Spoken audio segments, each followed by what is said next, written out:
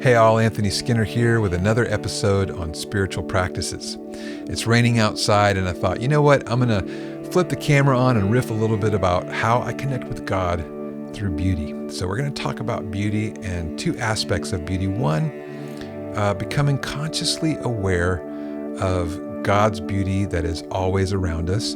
And two, being intentional about surrounding yourself with beautiful things.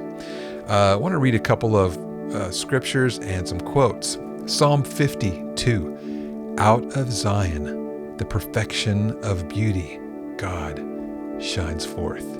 A great quote from George Washington Carver.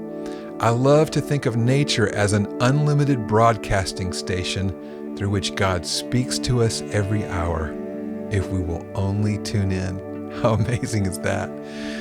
From Anne Frank. The best remedy for those who are afraid, lonely, or unhappy is to go outside, somewhere where they can be quiet, alone with the heavens, nature, and God, because only then does one feel that all is as it should be. And then we have Psalm 19. In the heavens he set up a tent for the sun like a bridegroom. See him race, see him run across the sky so high, nothing can hide from his heat. Nothing can hide from his heat. I'm paraphrasing and just riffing, but the psalmist talks about the beauty. We're surrounded by God's creation, and the sun is to remind us of God and his consistency. We never wake up in the morning and wonder if the sun is going to be there. And in the same way, we shouldn't wake up in the morning and wonder if God's going to be there. So the beauty of the sun reminds us of Jesus, and the same with the moonlight at night. So becoming aware of your surroundings and of nature, take some time when you're outside just to stop and look up and look around you. Take off your shoes and walk in the grass. Get grounded, get centered. Appreciate God's nature. We're so surrounded by so much visual noise and graffiti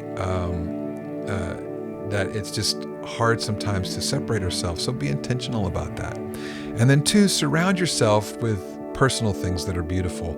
I love this Ralph Waldo Emerson quote, never lose an opportunity of seeing anything beautiful, for beauty is God's handwriting. So, like I said, I'm at a disadvantage because I packed up my studio or maybe I didn't say that, but I packed up my studio and most of what I typically surround myself with is now in boxes, so I don't have my normal surroundings with me. But I just grabbed a few things here that inspire me and that I see as beautiful. One is the mug I'm drinking out of, right? It's a David Arms mug that Paul and Mary Van Hosen gave me. A couple of beautiful people there. It says, "He will take great delight in you. He will quiet you with his love, and he will rejoice over you with singing." Zephaniah 3:17. So I'm drinking out of something that is beautiful and that reminds me of God's goodness, right?